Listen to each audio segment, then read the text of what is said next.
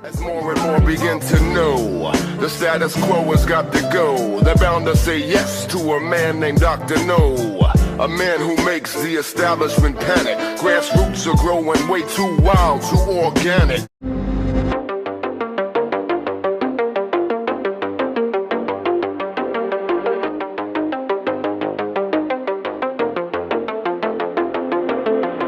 So the Times of Israel reported this week that the $14 billion in additional military aid for Israel that President Biden is seeking was designed not just for operations in Gaza, but also to prepare Israel for a multi-front war. And they had a quote from a senior Biden administration official speaking to the Jewish Telegraphic Agency that said the $14 billion is, quote, for Israel to defend itself in a multi-front war, and to be sure it can deter a multi-front war, end quote. So Israel has been escalating airstrikes in Lebanon against Hezbollah, though many strikes have killed civilians, as we've been covering. And this is one area that risks, a full-blown war, whether it be in the form of Israel actually invading southern Lebanon or just kind of ground fighting at the border. It's already pretty heavy, the airstrikes and rocket strikes across the border. So this is something that the U.S. is preparing, wanting to help Israel prepare for with this new $14 billion in military aid. And U.S. officials have even acknowledged to the Washington Post that they fear Israeli Prime Minister Benjamin Netanyahu might view war in Lebanon as key to his political survival. Israel has also been attempting to provoke Iran, or at least that's what it appears that they're doing here. They've killed several members of Iran's Islamic Revolutionary Guard Corps in Syria over the past few months. And according to the New York Times, there was an attack on Iranian natural gas pipelines last week. And the New York Times reported that Israel was behind that attack. So a covert attack like that inside Iran. Israel does have a history of doing that, but still, it seems like what other purpose would they have than to try to provoke Iran? And so this $14 billion for Israel is packed inside the $95 billion foreign military aid bill that was passed by the Senate, but it still hasn't gone through the House. I haven't been staying super on top of kind of the drama in Congress over this bill, so I'm not exactly sure what the chances are of it being brought to the floor of the House for a vote at this point. I know the Republicans are still trying to get some sort of border deal. If it actually was put up for a vote, it would pass, and then Biden would sign it into law, but it's just not clear when it's going to be put up for a vote. So Israeli Prime Minister Benjamin Netanyahu has agreed to send negotiators for hostage deal talks with the U.S., Egypt, and Qatar in Paris on Friday after declining to participate in a previous round of talks. So the decision came after Brett McGurk, who is President Biden's top Middle East official on the National Security Council, met with Israeli officials in Israel on Thursday. According to a report from Axios, McGurk asked that Israeli negotiators be sent to Paris. Israeli Defense Minister Yoav Gallant told McGurk that Israel will expand the authority to their hostage negotiators, but said that Israel is also preparing to continue intense ground operations in the Gaza Strip. So Benny Gantz, who's a minister in the Israeli War Cabinet, he's threatened that Israel will launch a full-scale assault on Rafah by the beginning of Ramadan, which is March 10th, which is pretty close. It's not very far away. He said that'll happen if Hamas doesn't release the hostages, and that deadline does not really give negotiators much time to work with here, considering it seems like they're kind of starting this new round of talks. There hasn't been much progress in the past week or so, and Rafah is going to be a bloodbath if they launch a full invasion of the city. And the deal that the Biden administration is pushing, they're still saying that they want this deal for a 6-week truce, but it's unclear if Hamas is going to go for that. They're still pushing. They've been pushing for a permanent ceasefire, or actually the proposal that they put forward, the last known proposal that they put forward was for a 135-day ceasefire. But the idea was to, during that time, to work out a deal for a permanent ceasefire and an Israeli withdrawal. But that, of course, was very strongly rejected by Netanyahu. The Axios report said that the main sticking point between Israel and Hamas is over the number of Palestinian prisoners Israel would release. Hamas's proposal called for the release of at least 1,500 Palestinians. According to Haaretz, Israeli officials believe that Hamas may be willing to show more flexibility regarding the number of Palestinian prisoners, but they're saying that they think Hamas still wants a total end, a total ceasefire, which is something Israel is not going to go for.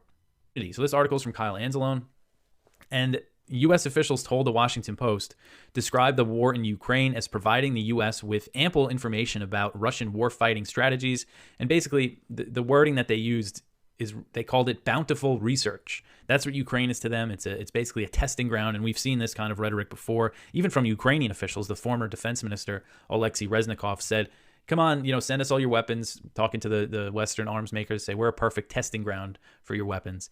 So this Washington Post report said, quote, the war remains an active and bountiful research opportunity for American military planners as they look to the future. We immersed them in this conflict to make sure they were understanding the implication for warfare, end quote.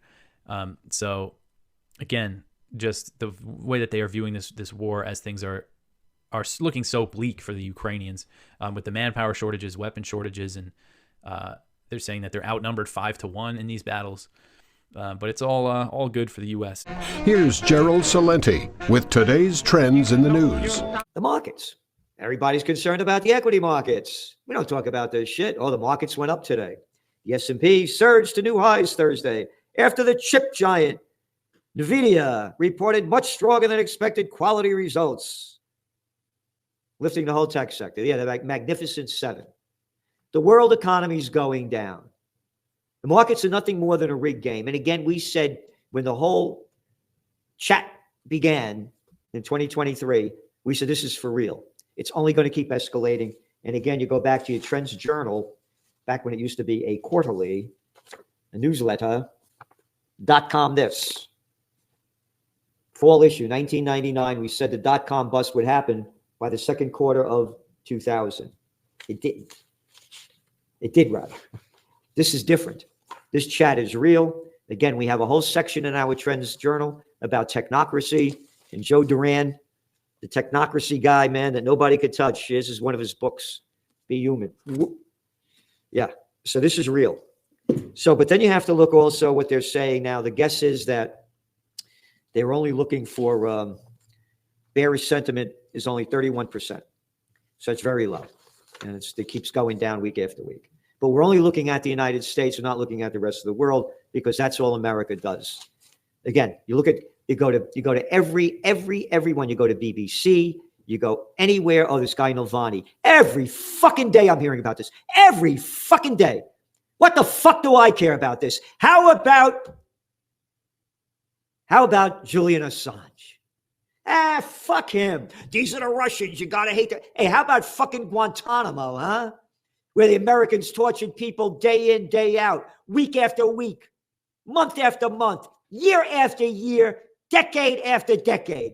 Fuck that. I cannot tell you how many fucking people are talking about this Nalvani shit, about his fucking wife, his mother. There's bigger issues going on.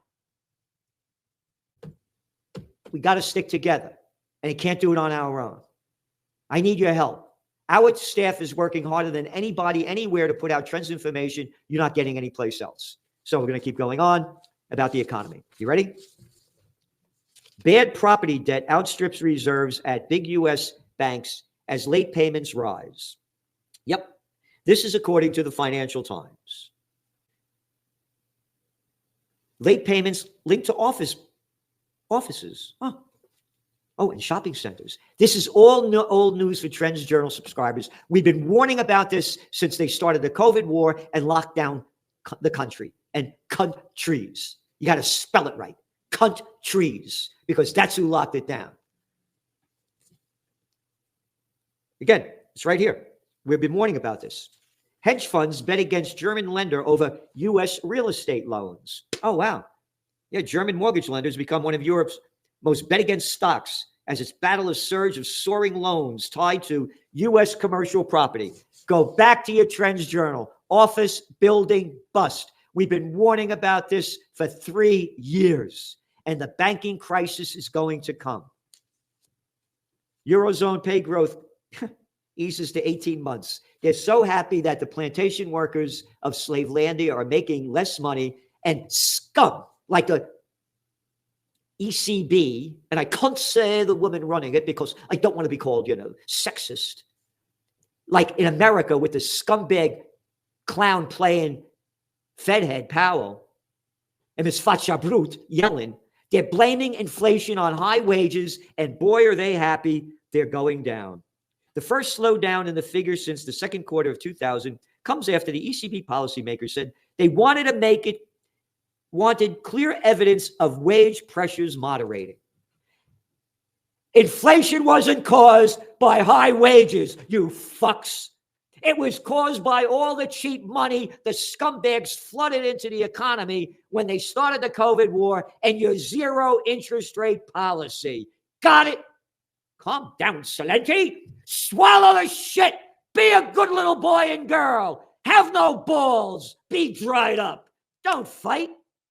This is total bullshit. They're blaming the plantation workers of Slavelandia for inflation. And they're so happy wages are going down. Norsk Hydro hit by weak aluminum demand. Very, very important because it's showing a recession. And this is the language from Graham Keir, chief executive of South 32, a large Perth-based aluminum producer, said demand for metal in Europe was anemic. Paul Kildemo, chief financial officer of the Norwegian company, Norsk Hydro, said construction crash because of high rates and rising building costs. Again, old news. We warned this is going to happen. But hey, the stock markets are up. What's the matter with you?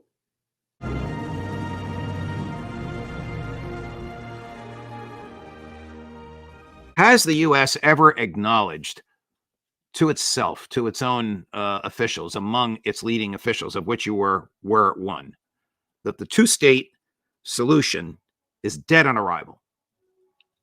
Colin Powell and a number of other people at the State Department and principals in the administrations other than state talked about it and talked about the roadmap being dead, the Middle East peace process being dead. Indeed, George Bush, if what Colin told me was correct in the debriefing in 2004, when he met with then Prime Minister Ariel Sharon in the Oval Office, Bush had given him carte blanche, essentially prefacing the carte blanche with the statement that the 40 years of failed policy hadn't produced a thing.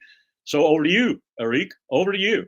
And Sharon, somewhat stunned by that advice, went back and it was over to him. And then, of course, later over to Netanyahu. And they've been doing it. They were doing it clandestinely, if you will, before. We certainly knew what they were doing. And we issued a demarche every now and then, or we objected every now and then, but we didn't put any real roadblocks in their way.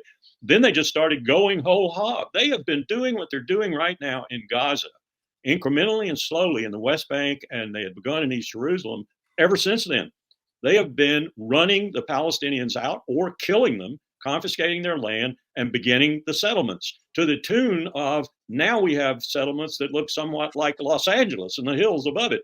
And we have others that are very rudimentary, but going in that direction, and roads and highways and such all over the place. We have an entirely different situation in the West Bank and developing in East Jerusalem. And indeed, we have totally ignored that. I want to show you one of the oral arguments made to the International Criminal Court. This is in behalf of the Palestinian people. It's very articulate, and it shows a series of maps starting in 1948 and going up to 2023. And I'm going to ask you at the end of this presentation, which is just about a minute and a half long, if these maps are accurate or if they're disputable. Allow me now to show you 5 maps. The first one is historic Palestine. This is the territory over which the Palestinian people should have been able to exercise their right to self-determination. Instead, the General Assembly recommended the partition of Palestine, ignoring the will of our people, as shown in the second map. With the Nakba that ensued, over 2/3 of our people were systematically and forcibly expelled by Israel. And 3/4 of Palestine became Israel, as shown in the third map. This was the start of the Nakba, the dispossession, the displacement and replacement of our people, the denial of rights and discrimination that continues to this very day. In 1967, Israel then occupied the remainder of Palestine, and from the first day of its occupation, started colonizing and annexing the land with the aim of making its occupation irreversible. It left us with a collection of disconnected Bantustans, preventing the independence of our state, as shown in map 4. Israel wanted the geography of Palestine, but not its demography. So it kept pushing our people out of their homes, out of their land. Here is the 5th map. It was displayed by Israel's Prime Minister to the General Assembly last September. He called this the new Middle East. There is no Palestine at all on this map, only Israel. comprised of all the land from the Jordan River to the Mediterranean Sea. This shows you what the prolonged, continuous Israeli occupation of Palestine is intended to accomplish: the complete disappearance of Palestine and the destruction of the Palestinian people. Can this be historically challenged? Not really.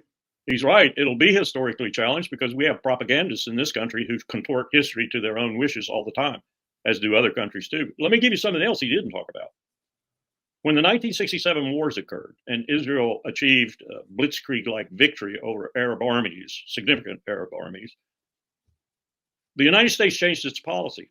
Its policy up until that time had been to tolerate Israel as a bastion in the Cold War, an unsinkable aircraft carrier at the eastern end of the Mediterranean, we used to call it in the military, changed its policy to be, they can keep the Arabs at bay forever if necessary. Thus, we're going to change our policy. Let me just give you an indicator of that. Up until, from 48, the initiation of the State of Israel, up until 67 wars, we gave them approximately $1 billion.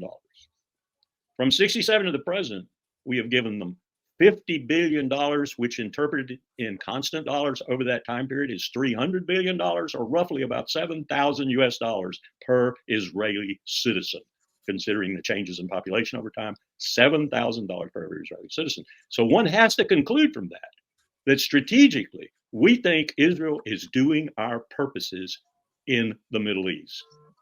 The question to ask today, I think, the huge question is, do we think what they're doing in Gaza is achieving our national security purposes? If we do, we are insane. This is the Human Action Podcast, where we debunk the economic, political, and even cultural myths of the days. Here's your host, Dr. Bob Murphy. Libertarians right now, as bad as things are, and I think you've done some of the, I remember you coming on my podcast during 2020 at the height of the lockdowns and stuff like that, and you were kind of talking about look, this is how bad this thing could be. And your speech at Porkfest from a few years ago was kind of a similar note. Look, we got to be serious about how bad this all could be. And I agree with all of that. All of that. If you zoom out and look back at what's happened in the last few years in this country, it's like, a lot of the stuff that guys like you and Ron Paul and stuff were talking about for a long time, it's like, this is starting to come true. And it's kind of scary, how dangerous this all is.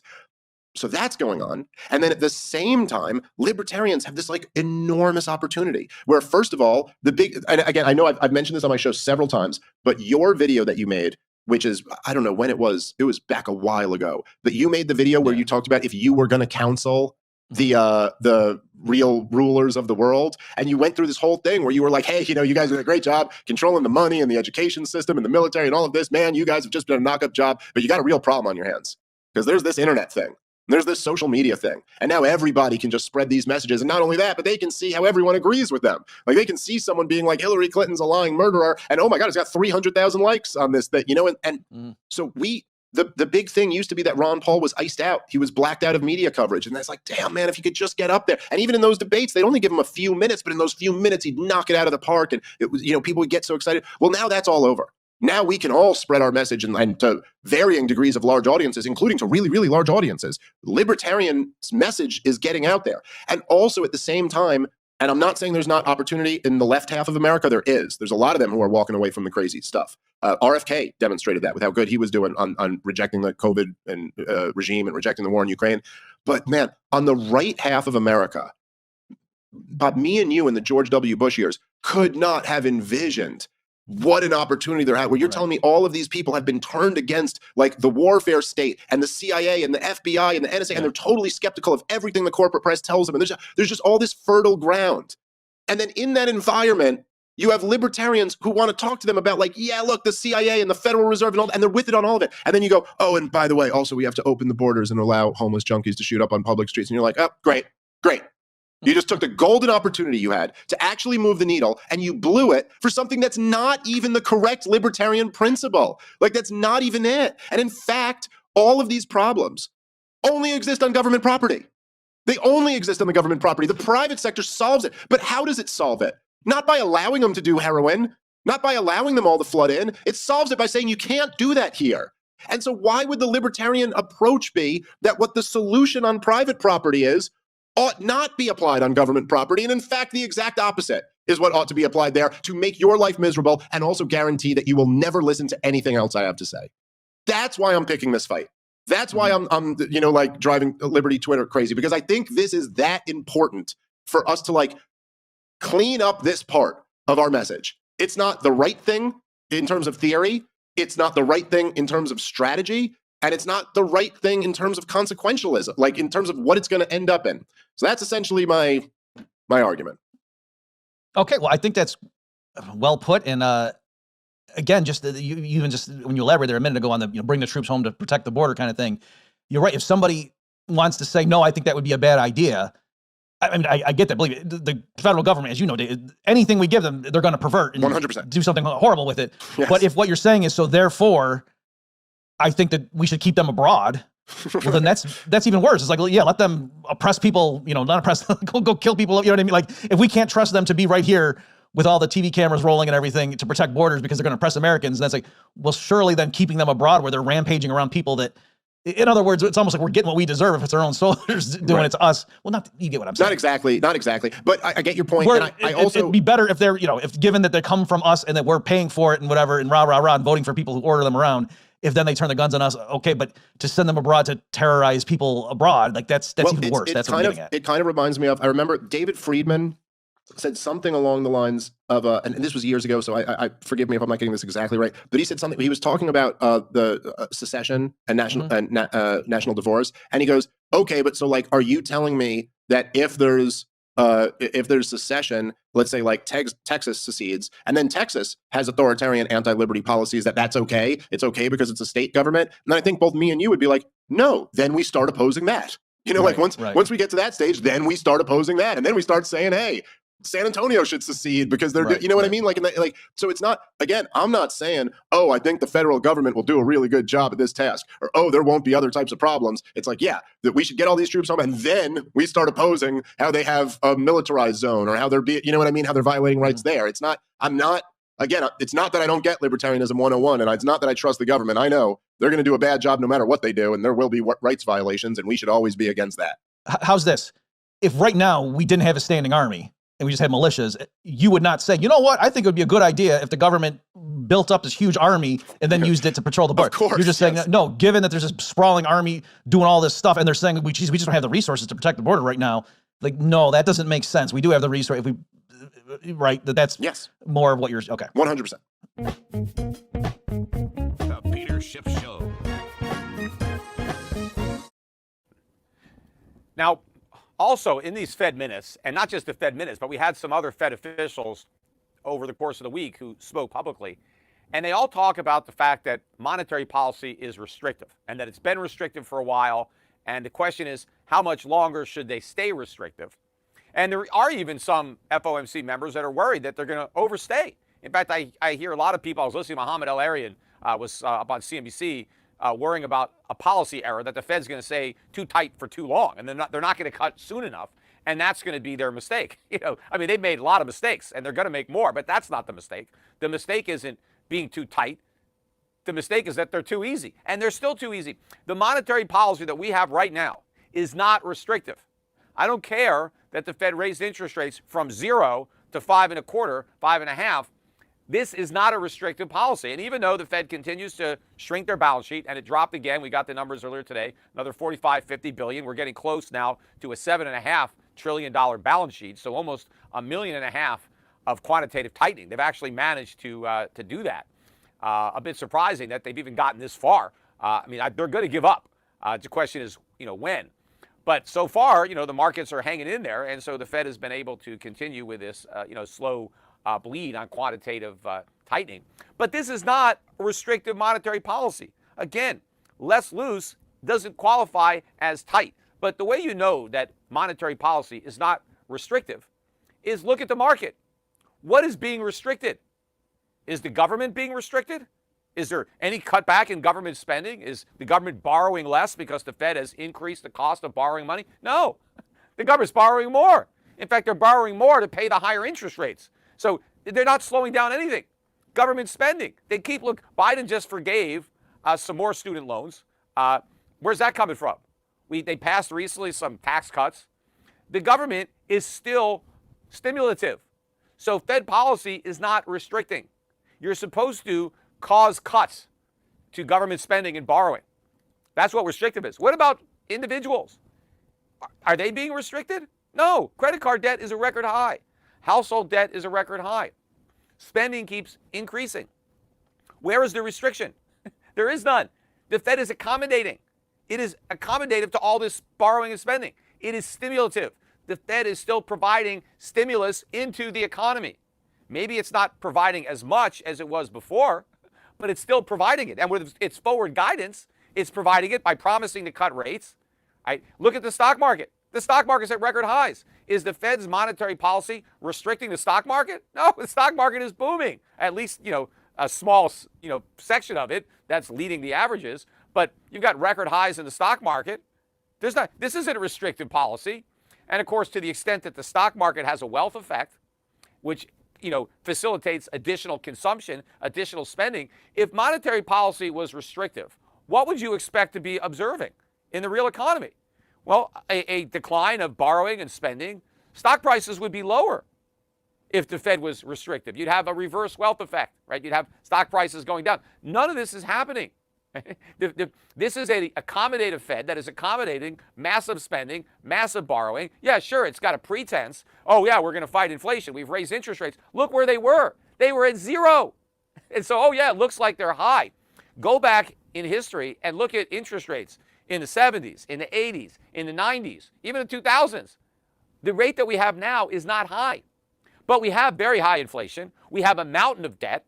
We need much higher interest rates than what we've got. But the Fed is trying to convince everybody that 5.25 is restriction. And at the same time saying it's going to cut rates. I mean, how are you having restrictive monetary policy if you're dangling all these rate cuts in front of everybody, right? You're like waving a flag at a bull. Right? This is loosening monetary conditions. The Fed is actually easing without even cutting with its forward guidance and the expectation that, don't worry, yeah, rates are 5% now, but they're not going to stay 5% for long because we're going to start cutting, even though 5% is historically low, at least since the leaving of the gold standard. I mean, you can't compare the interest rates that we have now to interest rates we had under a gold standard because it's apples and oranges. I mean, we had real monetary discipline back then. But if you go to not just the post-war, but post-1971, ever since we went to fiat money, the rate that we have right now is low. It's not restrictive. We had restrictive monetary policy in 1980. What did that look like when the Fed was actually being restrictive? Well, rates were at 20%, and inflation, more honestly measured than it is now, peaked at 13.5%. So you had 6.5% real interest rates. The Dow was below 1,000, and gold was at 1,000. So you had a situation where the Dow and gold were the same price when the Fed was really being restrictive. You had a very severe recession, 1981, 1982. That was the worst recession since the Great Depression, right? Until I guess we got the 2007, 2008. But bond yields were 13, 14%. Right? So yes, there you had a restrictive monetary policy. What we have now is nothing like that. And the reality is, from a fiscal situation, we were far sounder in 1980 than we are in 2024. We need even tougher monetary policy than what we got from Volcker. 1980, we didn't even have $1 trillion national debt. Now we got $34 trillion and rising. 1980, I think debt to GDP was around 30, 40%, something like that. Now it's 125%. 1980, we were running large trade surpluses. We were still the world's biggest creditor nation. Now we're running huge trade deficits. We're the world's biggest debtor nation. So we need a restrictive monetary policy now more than ever, except we can't afford one because we're so broke.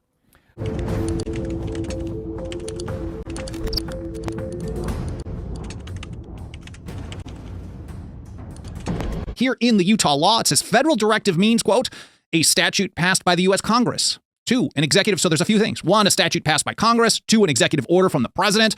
3, a rule or regulation adopted by a federal agency.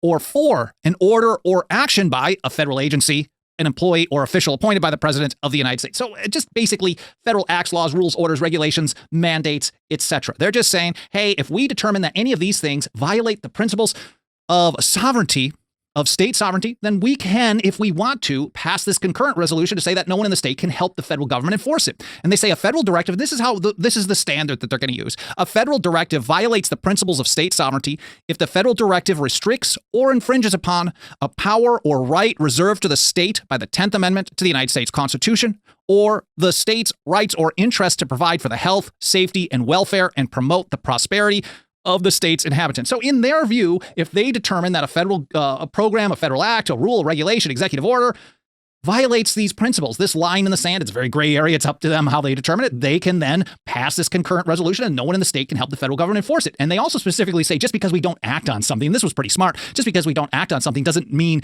we're implying that the federal act doesn't violate the principles of state sovereignty. Now, it should be pointed out that they did not need to pass this. They didn't have to pass it at all because they already have the power to do this. It's a reserved power to determine how to use their own resources. This is called the police powers. James Madison described it in Federalist 45. The powers delegated by the proposed Constitution to the federal government would be few and defined. Those reserved to the states are numerous and indefinite. And that's the broad swath of what they call the police powers. They can do basically whatever the people of each state determine that they want to allow their state to do or not to do. So they already have this power to determine how they're going to use or not use their own personnel and resources.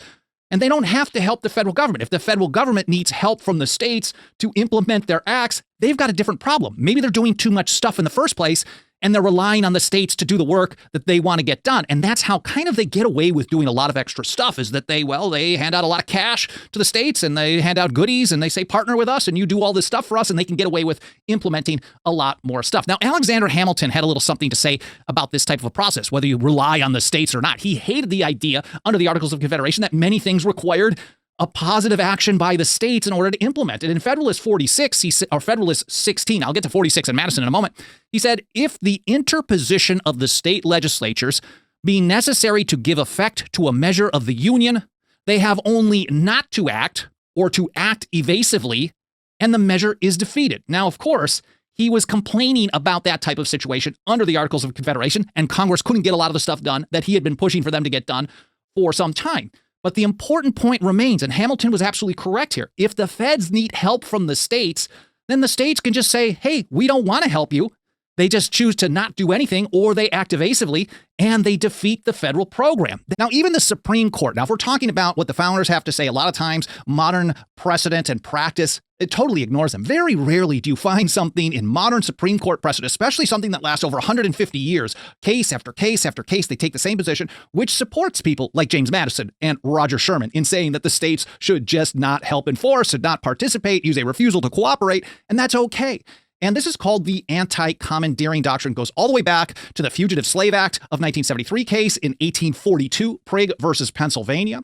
The most prominent, basically it says that the Supreme Court has held over and over and over from 1842 through 2018 in a bunch of major cases that the federal government cannot require the states to do anything to implement or enforce federal acts or regulatory programs. The most prominent one that most people would know if they're mentioned this, lawyers tend to ignore it. If they don't, they're like, oh, dude, what was that? I know I should remember this from law school, but they'll be reminded in time as we keep pushing forward with this. Here's 1997, Prince versus U.S. The federal government may neither issue directives requiring states to address particular problems, nor command the state's officers or those of their political subdivisions to administer or enforce a federal regulatory program. It matters not whether policymaking is involved and no case-by-case weighing of the burdens or benefits is necessary. Such commands are fundamentally incompatible with our constitutional system of dual sovereignty. There's no dual sovereignty. The only sovereignty is with the people of the several states, but we'll skip over that for now. But basically, the federal government cannot direct the states to help them do anything. There is no such thing. Now, the most recent one was in 2018, Murphy versus NCAA. And here's just a quick clip from it. The anti-commandeering doctrine may sound arcane, but it is simply the expression of a fundamental structural decision incorporated into the Constitution.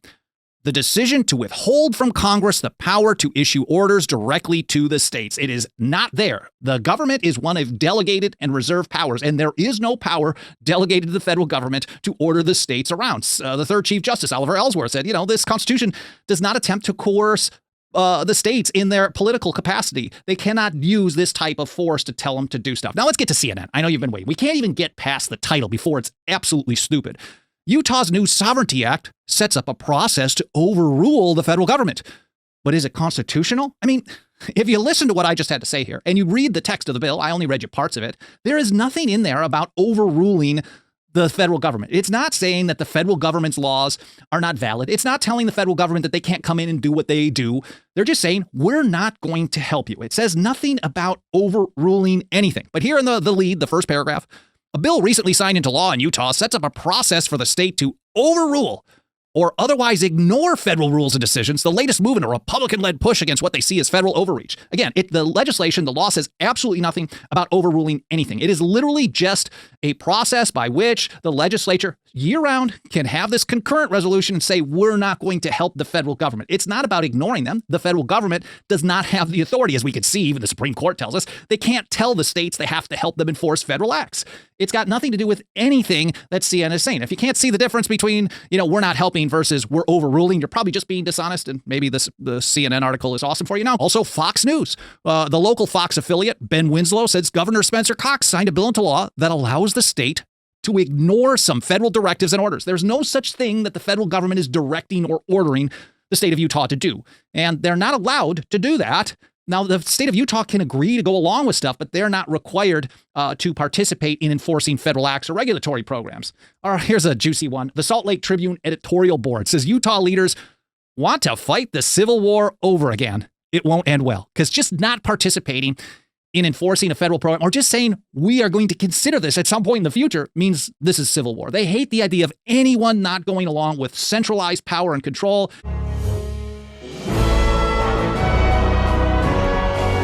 This whole thing about the people coming in, I think the word is invasion. What do you mean invasion? They don't have any guns, but they don't have to. Our guards just laid their guns down and said, come on in. We have no rules. We do whatever you want. And we'll pay your way. We'll provide homes, even if we have to take it from hardworking Americans. So they did that. And I'm convinced anytime you subsidize something, make it easy to become a citizen or bribe them to become a citizen, you're going to get a heck of a lot more of it. And it's been at the expense of the American people. But I think that problem comes from the fact of a careless attitude about what property is all about. Because if you think of immigration as something, how do we deal with immigration invaders into our own home?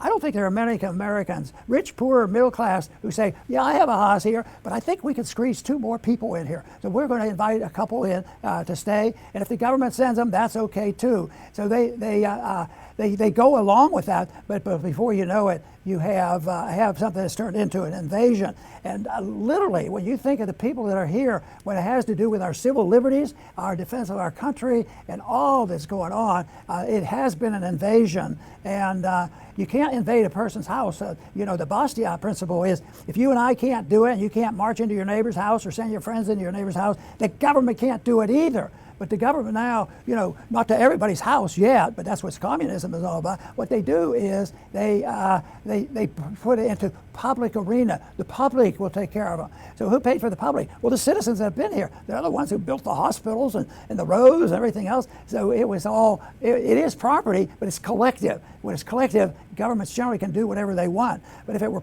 more private property, I think in a theoretical all libertarian society and all the land was owned from people, you wouldn't have any problem with immigration. I think it would be generous, but it would be very deliberate. You would not be allowed to just bring anybody in and put them on somebody else's property. So I think there's a big issue of property with this runaway immigration that's going on, and it would be helpful if people thought more of that in those terms. We've never had a perfect government, and we never will.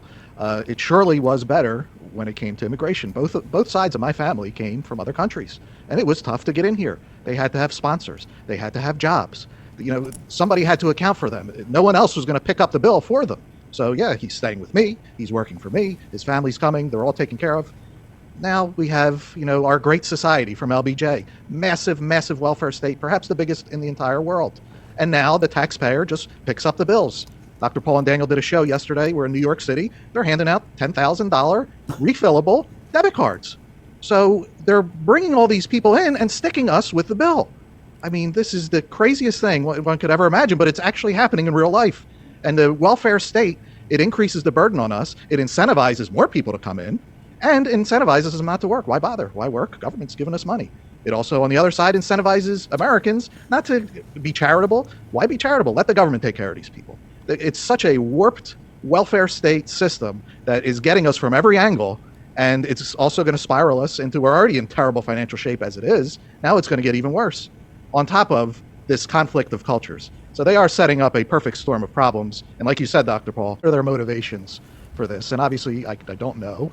I only go by what they say. And we can clearly see that they want this surveillance state on us, this artificial climate religion imposed on us, the woke culture where there is no truth other than what the government says. Fauci said, I am the science over in during COVID with New Zealand, Ardern. She said, we are the source of truth. So everybody's supposed to walk around with no truth other than what they say. And of course, they lie about everything. So they want to impose this, but it's very tough to impose it on a unified country. And if there's enough unity, we have a lot of people on the left, but there is enough unity to fight off their bad ideas. Most people don't believe the climate religion or the wokeism or, and don't want to be surveilled.